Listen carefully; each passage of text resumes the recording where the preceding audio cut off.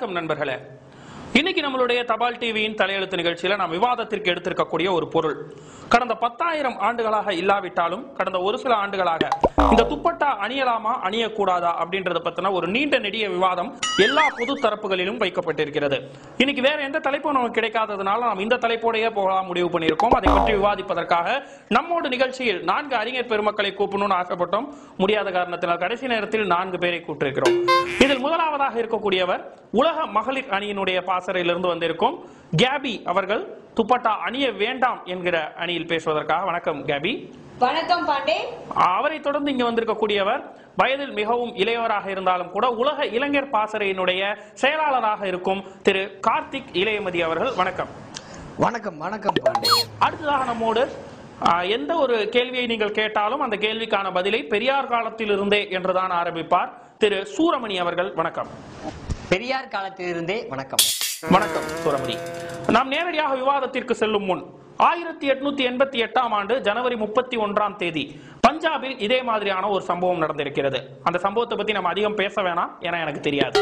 அதைத் தொடர்ந்து பார்த்தீர்களே ஆனால் 1884ஆம் ஆண்டு பிப்ரவரி மாதம் 31ஆம் தேதி குஜராத்தை அடுத்த நீர்பந்தல், மன்னிக்கணும், அது போர்பந்தரில் அதே மாதிரியான ஒரு சம்பவம் ஒன்று நடந்திருக்கிறது. அதை பத்தி நம்ம இப்ப பேச வேணாம். நம்ம நேரடியாக நிகழ்ச்சிக்குள் செல்வோம். கேபி, நீங்க சொல்லுங்க, துப்பட்டா ஏன் அணிய வேண்டாம்? ஒரு விஷயம் தெளிவா நீங்க புரிஞ்சுக்கணும். நாங்க துப்பட்டா போட மாட்டோம் நாங்க சொல்லல, ஆனா போட மாட்டோம் தான் சொல்றோம். Super super super super. ஆனா புரியல. உங்களுக்கு புரியலையா? என்னைக்காவது ஆண்கள் வந்து துப்பட்டா அணிஞ்சு நீங்க பாத்திருக்கீங்களா? ஆண்டாண்டு காலமா யாரும் அணிஞ்சது கிடையாது. அப்புறம் எதுக்கு? இல்ல, நீங்கள் சொல்வதனால் அதை அப்படியே எடுத்துக்கொள்ள முடியாது கேபி. சொல்ல போனால் 1950ஆம் ஆண்டு காலகட்டங்களிலேயே அன்பேவா என்ற திரைப்படத்தில் எம்ஜிஆர் அவர்களே துப்பட்டா அணிந்திருந்ததற்கான சாட்சிகள் இருக்கிறது. அது மட்டும் இல்லாம பாத்தீங்கன்னா சந்திரமுகி என்ற திரைப்படத்தில் ரஜினிகாந்த் அவர்கள் துப்பட்டா அணிந்திருந்திருக்கிறார். அதே மாதிரி தல அஜித் என்று சொல்லக்கூடிய அந்த நடிகர் இருக்கிறார், அவரும் கூட கண்டுகொண்டேன் என்ற திரைப்படத்தில் துப்பட்டா அணிந்ததற்கான சாட்சிகள் இங்கு உங்கள் முன்னாடி வந்துகிட்டு இருக்கு. எல்லாத்தையும் தாண்டி இப்ப சமீப காலகட்டங்களில் பாத்தீங்கன்னா போடா போடி என்ற திரைப்படத்தில் வரலட்சுமி சரத்குமார் என்பவர் கூட துப்பட்டா அணிந்திருப்பதாக நாம் கண்கூடாக பார்க்க முடிகிறது அல்லவா கேபி? மன்னிக்கவும் பாண்டி, வரலட்சுமி சரத்குமார் என்பவர் வந்து பெண்பால் என்பதை நீங்கள் மறந்து விட்டீங்க. இல்லை, நீங்கள் சொல்வதனால் மட்டும் அதை நாங்கள் முழுவதுமாக ஏற்றுக்கொள்ள முடியாது கேபி. அருமையாக சொன்னீர்கள் பாண்டே, முதல் முறையாக சரியாக பேசினீர்கள். உண்மையிலே ஹீரோக்கெல்லாம் துப்பட்டா அணிந்திருக்கிறார்கள். இல்லை, நீங்கள் சொல்வதனால் மட்டும் சூரமணி அப்படி சொல்லிவிட முடியாது. புள்ளி ஒரு அடிப்படையிலே பார்த்தீர்களே ஆனால் 96% ஹீரோக்கள் துப்பட்டா அணியாமல் தான் நடித்திருக்கிறார்கள் என்பதுதான் உலக உண்மையாக இருக்கிறது. சரிதான் மிஸ்டர் பாண்டே, அப்படி சொல்லிதான் எப்படி சொல்லிருப்பீங்க, இப்படி சொல்லிதான் அப்படி சொல்லிருப்பீங்க, அப்படித்தானே? பாண்டி, நீங்க யார் சைடு கொஞ்சம் பேசுறீங்கன்னு கொஞ்சம் தெரிஞ்சுக்கலாமா? இல்லை, நான் ஆன் சைடு என்றோ பெண் சைடு என்றோ சொல்லிவிட முடியாது. ஆஃப் சைடில் இருந்து பேசுகிறேன் என்று வேணால் வைத்துக் கொள்ளுங்கள். இல்லை, நீங்கள் சொல்வதனால் மட்டும் நான் லூசு என்பது ஊர்ஜிதமாகி விடாது கேபி. சொல்ல போனால் 1998 வெளிவந்த தி ஹிந்து நாளிதழில் இது பதியப்பட்டிருக்கிறது. 1989 கீழ்ப்பாக்கத்தில் தான் வசித்தேன் என்று பங்கராஜ் பாண்டே பேட்டி. ஆதாரம் தி பிந்து, மே 1, 1989. லூசாக படுபவர் யாதனின் தானே லூசாகி மாசாகி கேசாகுவார். 1834 ஜெனீவா தமிழ் மாநாட்டில் திருவள்ளுவர். சரி சூரமணி, நீங்கள் சொல்லுங்கள், துப்பட்டா ஏன் அணிய கூடாது என்று நீங்கள் சொல்கிறீர்கள்? இல்ல பாண்டி, இது வந்து பாத்தீங்கன்னா பெரியார் காலத்திலே துப்பட்டா அணிந்திருக்காங்க, எந்த தேவையும் இல்லை அப்படின்னு எங்களோட கருத்து. இல்ல, நீங்க துப்பட்டா அணியக்கூடாதுன்னு தான் சொல்லிக்கிட்டே இருக்கீங்க, அறிவுறுத்திக்கிட்டே இருக்கீங்களே தவிர அதை கிராஸ்ல அணியக்கூடாதுன்னு நீங்க சொல்ல மாட்டேங்கிறீங்களே. துப்பட்டா அணியக்கூடாது அப்படின்னு என்னோட கருத்து. அதை நீங்க பாத்தீங்க அப்படின்னா இல்ல, மறுபடியும் துப்பட்டா அணியக்கூடாது என்பதில் நீங்கள் ஆணித்தரமாக சொல்கிறீர்களே தவிர அதை கழுத்தோட சேர்த்து அணியக்கூடாது என்று சொல்ல மாட்டேங்கிறீங்களே. பாண்டே, துப்பட்டா அணியக்கூடாது அப்படின்னாலே சைட்ல அணியக்கூடாது. இல்ல, இப்ப கூட பாருங்களேன் உங்க வாயால நீங்க கிராஸ்ல அணியக்கூடாது துப்பட்டாவை அப்படின்றத இன்னும் நீங்க சொல்லவே இல்லை. அதை சொல்றதுக்கு நீங்க மறுக்கிறீங்க. சரி பாண்டே, கிராஸ்ல அணியக்கூடாது. என்ன புஸ்குன்னு சொல்லிட்டீங்க? அரசியல்ல இதெல்லாம் சாதாரண. சரி, நாம் வேற ஏதாவது பேசுவோம். ஏன் துப்பட்டா அணியக்கூடாது சொல்லுங்க. இல்ல பாண்டே, பாத்தீங்க அப்படின்னா பெரியார் காலத்திலே பெண்கள் வந்து துப்பட்டா அணிவது கிடையாது. அப்படி பார்த்தால் பெரியார் காலத்திலிருந்தே பெண்கள் சுடிதாரே அணிவது கிடையாது. ஆபாசமாக பேசாதீங்க பாண்டே. இந்த வயசு உனக்கு இவ்வளவு ஆகாது, தெரிஞ்சுக்க.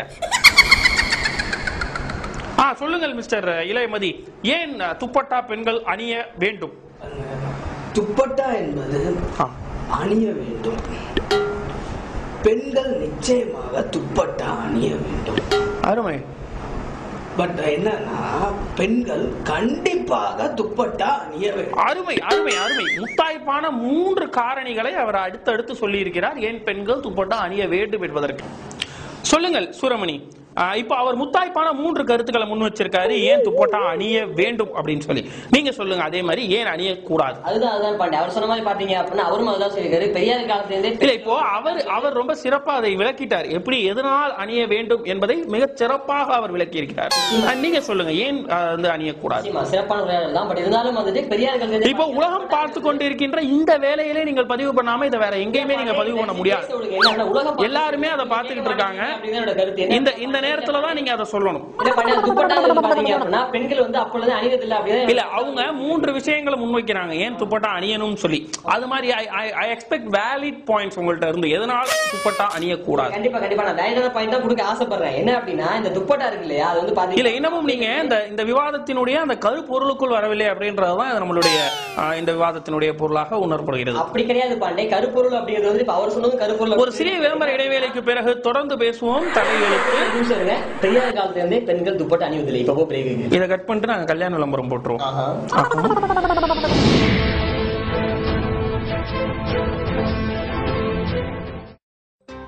வாங்க வாங்க வாங்க. என்ன ஸ்டைலா கிளம்பிட்டீங்க போல. நம்ம என்ன அங்க ஒரு கிளம்பிட்டு பாருங்க ஸ்டைலா. சார் நீங்க யாரு? நான் தான் கன்னட சூப்பர் ஸ்டார். இங்க என்ன பண்றீங்க? இல்ல கூப்பிட்டாங்க அதான். பிரபு. Hey Vikram. அங்கிள் கால்ல விழு. லெஃப்ட் பண்ணுங்க uncle. How to tie this man? It's so simple uncle. Oh, left, right. உள்ள விட்டுக்கங்க. உள்ளே. Sir super. What man? உங்களை பார்த்தா குளிச்சிட்டு வந்தங்க ஆயா மாதிரியே இருக்கீங்க. ஆயா. உங்க ஆயா. இந்தியாவின் தொலைந்து போன ஸ்டார்கள் ஒன்று சேர்ந்து வருகிறார்கள். மங்கள்யான் ஜுவல்லர்ஸ். விளம்பர இடைவேளைக்கு பிறகு மீண்டும் தபால் டிவியின் தலையெழுத்தோடு இணைந்திருக்கிறீர்கள். நேரலையில் நம்மோடு தொடர்பில் இருக்கிறார் நமது செய்தியாளர் சபரி அவர்கள். ஒரு நூதனமான போராட்டத்தில் இருக்கிறார் சபரி. வணக்கம் சபரி. சபரி சபரி பாண்டே சொல்லுங்க பாண்டே. அங்க நிலவரம் எப்படி இருக்குன்னு சொல்லுங்க சபரி. இன்னைக்கு காலையில இருந்து கொஞ்சம் வெயிலா இருந்தாலும் இப்ப மழை பெய்யற மாதிரி இருக்கு அப்படின்னு சொல்றாங்க. அறிவு கட்ட நாயே ஏதோ போராட்டம் சொன்னாயிலே. பாண்டே இங்க பாத்தீங்கன்னா ஒரு ரொம்ப கொடூரமான ஒரு போராட்டம் போயிட்டு இருக்கு. என்ன அப்படின்னு பாத்தீங்கன்னா இந்த அருணாக்கொடியா விருப்பு போராட்டத்தை பத்தி இங்க நிறைய பேர் பண்ணிட்டு இருக்காங்க. முதல் முறையா பாத்தீங்கன்னா ஆண்கள் தங்களோட அருணாக்கொடியை அறுத்தெறிய போறாங்க. அதுவும் பிரத்யேகமா நம்ம தபால் டிவில தான் இதை வந்து கவர் பண்ணிட்டு இருக்கோம். இங்க பாத்தீங்கன்னா இந்த மாதிரி காட்சிகள் வேற எங்கேயுமே பார்க்க முடியாது. ஒரு முக்கியமான விஷயம் என்ன அப்படின்னு பாத்தீங்கன்னா இந்த மாதிரி ஒரு பிரத்யேகமான போராட்டம். சார் வணக்கம். வணக்கம் வணக்கம் வணக்கம். உங்க பேர் என்ன? என் பேர் ஆனந்த் சார். எதுக்காக நீங்க இந்த அருணாக்கொடியை அவுத்திருக்கீங்க? அருணாக்கரை அவர் அவுத்தாரு, நான் அவுத்தேன். சொல்லுங்க நீங்க எதுக்காக அருணாக்கொடியை அவுத்தீங்க? இவரு அவுத்தாரு, நான். ஓ சரி சரி. அவர் அவுத்திருக்காரு, அதுக்காக அவுத்திருக்காரு. பாண்டே சார் நீங்க சொல்லுங்க நீங்க எதுக்காக அவுத்திருக்கீங்க? நான் என்னோட அருணாக்கொடி ஏதோ உங்க முதலாவது ஒருத்தர் இருக்காருல்ல அவரை ஒருத்தர் அதனால தான் இந்த ஒரு நிமிஷம் புரியுங்க.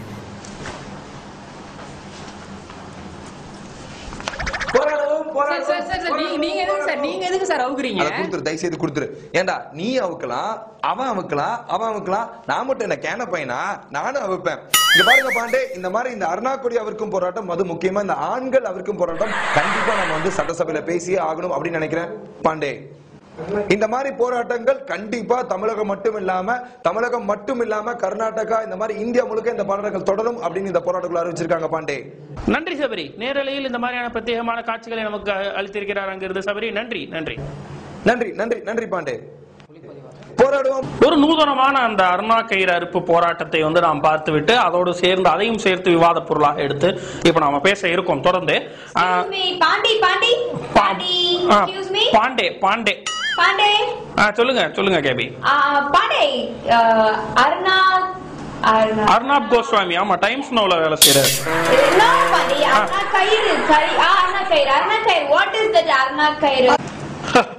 அருணா கயிறு என்பது என்னவென்று தெரியாதா கேபி உங்களுக்கு? உங்களுக்கு அருணாக்கயிறு தெரியும். வேண்டாம் இளமதி சொல்றது கேளுங்க. பலாயிரக்கணக்கான பேர் இந்த நேரலையை பார்த்து கொண்டு இருக்கிறார்கள்.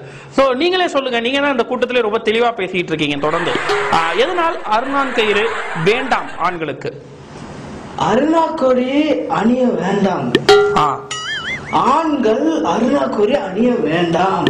ஓஹோ, கண்டிப்பாக ஆண்கள் அருணாக்குழி அணிய வேண்டாம்.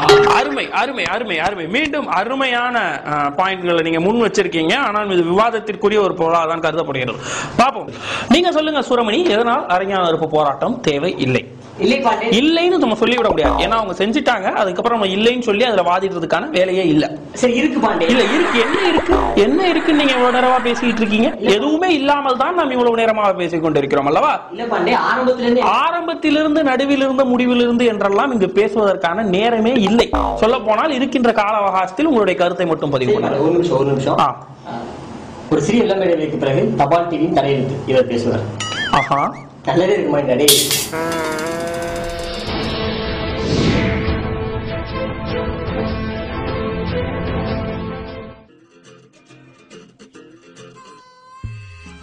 உட்கார்ந்த இடத்துல இருந்து வேலைக்காய் எடுப்ப பார்க்கணுமா?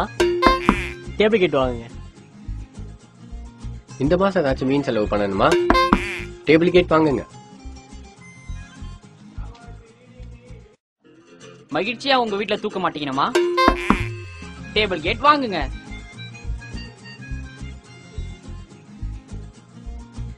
இப்படி எல்லா இடத்துலயும் உட்கார்ந்து கம்ஃபர்டபுளா படம் பார்க்கணுமா? டேபிள் கேட் வாங்குங்க. அழகான பொண்டாட்டி பக்கத்து வீட்டுல இருக்கு, எய்த்த வீட்டுல இருக்கு, அட உங்க வீட்டுல இல்லையா? டேபிள் கேட் வாங்குங்க. இந்த டேபிள் கேட்டை உடனே ஆர்டர் பண்ணுமா? ஒரே ஒரு மிஸ் கால், உடனே செத்தீங்க. எல்லாம் மிஸ் பண்ணிடாதீங்க, அப்புறம் சந்தோஷமா இருந்துருவீங்க.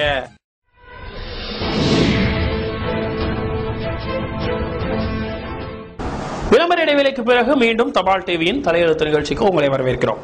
நம்முடைய விவாதத்தினுடைய கடைசி கட்டத்தில் இருக்கிறோம். நிறைவாக நம்மளுடைய விருந்தினர்கள் அவர்களுடைய கருத்துக்களை பதிவு செய்ய. இளையமதி, சொல்லுங்க, உங்களுடைய கருத்தை பதிவு பண்ணலாம். கண்டிப்பாக குங்ஃபு பாண்டே, மன்னிக்கும், பங்கராஜ் பாண்டே சொல்வதுதான் சரி. சரி சரி, ரொம்ப சரி. அடுத்ததா மகளிர் இயக்கத்திலிருந்து வந்திருக்கக்கூடிய கேபி, சொல்லுங்க உங்களுடைய கருத்து. லாஸ்டா என்னோட கருத்து என்னன்னா, பாண்டே சொல்ற கருத்து தான் சரி. நன்றி நன்றி கேபி, நன்றி. நிறைவாக சூரமணி, நீங்கள் சொல்லுங்கள் உங்களுடைய கருத்து. இயக்க தோழர்கள் நன்றாக கேட்டுக்கொள்ளுங்கள். பெரியார் காலத்திலிருந்தே பாண்டே சொல்வதுதான் சரி. நம்ம யார் வம்புக்கும் போறது இல்ல, யார் தும்புக்கும் போறது இல்ல. கலந்து கொண்ட அத்தனை சிறப்பு விருந்தினரும் நீங்கள் தான் சொல்றீங்க பாண்டே சொல்வதுதான் சரி என்பதனால் மட்டும் பாண்டே சொல்வது சரியாகி விடாது. நான் சொல்கிறேன், பாண்டே சொல்வதுதான் சரி.